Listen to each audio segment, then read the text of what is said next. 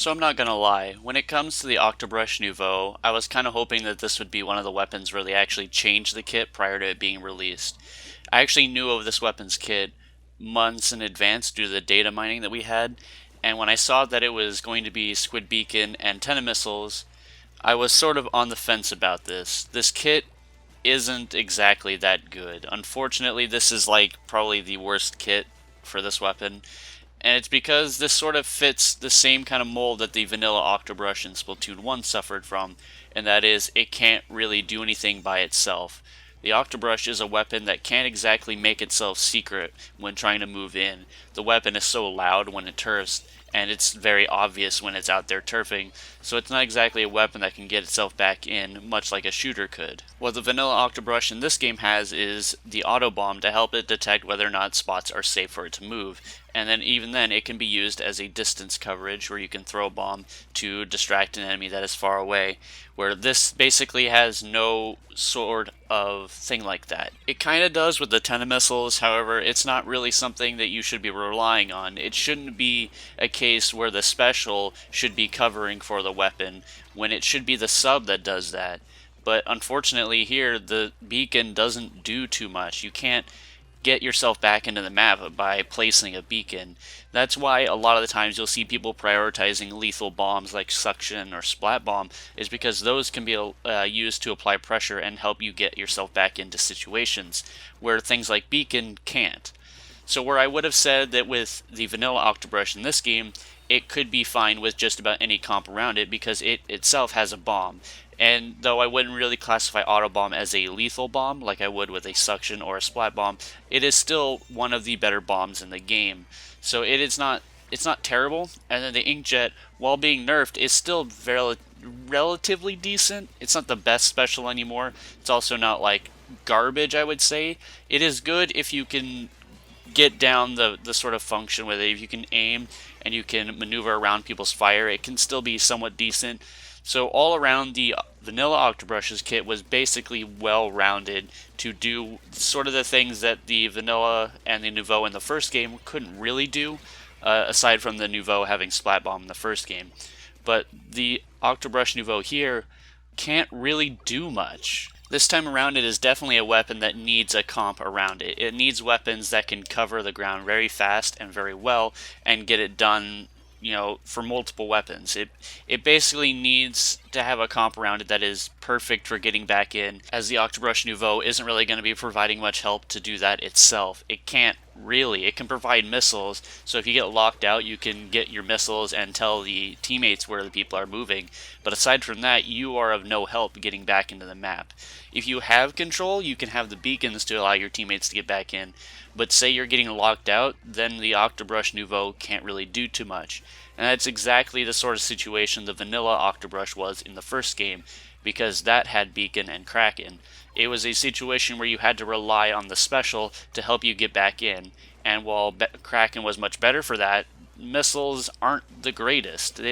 I love the special to death. I've talked about how I don't think that they're the worst, but I also don't think that they're the best for regaining control. Aside from all that, the Octobrush Nouveau does supply a good beacon weapon. It is probably one of the better beacon weapons in the game, as the Octobrush is still a fairly decent weapon when it comes to having control. The missiles are also great for when you have control, once again, to help you sort of protect your lockout, make sure you know where the people are moving, and help you, prevent them from getting back in. But aside from that, there really isn't much the Octobrush Nouveau can do to help get back in. It doesn't have a sub that can apply pressure, and it doesn't really have a special that can apply pressure. It is more of a support, I guess, would be the best way to say it. And I really kind of don't like saying that because people use the term support very incorrectly when it comes to this game. But it is pretty much that. There really isn't too much the weapon can do for itself with this sub and special. It is more towards getting the team to do things and helping the teammates do things, where I feel like a lot of the times these kits are just not well thought out. This is why I wanted the kit to be changed prior to its release. I wanted them to give it a lethal bomb, but unfortunately they decided to keep Beacon on it. And while, like I said, Beacon isn't the worst, it's also it basically sealed this weapon's fate. There really isn't too much it can do aside from helping its teammates, and then once it's out, then it might as well just be out. Mind you, for people that are watching this that aren't subscribed to my channel, I am in fact a big supporter of the Octobrush. I was one of the more well-known Octobrush players from the first game, so you can trust me on what I'm saying here. A lot of the problems with the vanilla Octobrush in the first game are here with the Octobrush Nouveau, and people would know I'm not a fan of the vanilla Octobrush from the first game. I actually much preferred the Nouveau, and it's sort of unfortunate that they didn't change anything. They didn't give it a bomb instead of the beacon. It's in a very unfortunate situation where the kit isn't too great on the weapon. This kit would be good on some other weapon, maybe like an actual shooter, but a weapon like the Octobrush that can't get itself back in by itself, this basically neuters the weapon. It can't do much. It can't really do anything with this kit to get back. And so if you have a comp that isn't well rounded for turfing constantly, if you don't have like an n-zap or a splatter shot or something like that, and you throw this on the comp, then you're basically kind of screwing it. You can't put this weapon on a comp that can't paint well. It just doesn't work. You can't do that. This weapon just can't contribute to getting back in, and that's what hurts it the most. Now, it is still a weapon that can be used in some situations. A lot of the bigger maps beacons are great for, and once again, I said that this is probably one of the better beacon weapons and one of the easier to use nonetheless. The dapples are a pretty relatively decent beacon weapon. However, the shooter itself is a little hard to get used to, so I don't blame people for not really using it.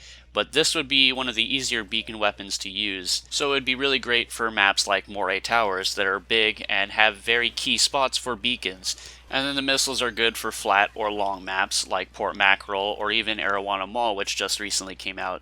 Missiles are really good for learning positioning because the map is very flat, so it'll be a lot easier to pinpoint where people are moving, as opposed to a map that has a bunch of like height elevation changes like Moray Towers. It might be a little bit difficult to follow exactly where people are moving. But overall, I feel that this isn't the best weapon. It's really unfortunate that it has this kit. I was really hoping they would change it, but they decided not to. Hopefully, if they decide to do a third variant to the weapon, they give it something that is a lethal bomb, or maybe if they want to go the extra mile, they could give it a movement-based sub. And I would classify movement-based subs as like curling bombs or burst bombs. Things like that would be pretty good for this weapon, even though they can't really help get back control. They do allow movement, which would help you close in on enemies to help get rid of the lockout and help you, eliminate the people in your side of the map. That can help get back map control. But right now, the Octobrush Nouveau sits in a very unfortunate situation where it does need a comp around it. And a lot of people tried to tell me in the first game that the Octobrush needed a comp, but it didn't really. Maybe the vanilla Octobrush did because it couldn't really do anything besides Kraken to get back in. But the Octobrush Nouveau could be pretty much slapped on any comp in the first game, where here I feel like the vanilla Octobrush could probably be slapped onto just about any comp and do okay, assuming you are good with Inkjet, where here the Octobrush Nouveau basically needs a dedicated comp for getting back in and maintaining map control, just for the sake of the weapon not being able to do anything of that sort by itself. So anyway, I want to hear everyone else's thoughts on this weapon. Feel free to leave a comment below. I'm actually very curious what people think of this. I know a lot of people are going to disagree with how I view this weapon because I am a big supporter. Like I said earlier, I'm a big fan of this weapon, but this is just a very unfortunate kit for the weapon itself, and I really can't recommend it in the long run. Anyway, thanks for watching everyone, and I will see you all next time.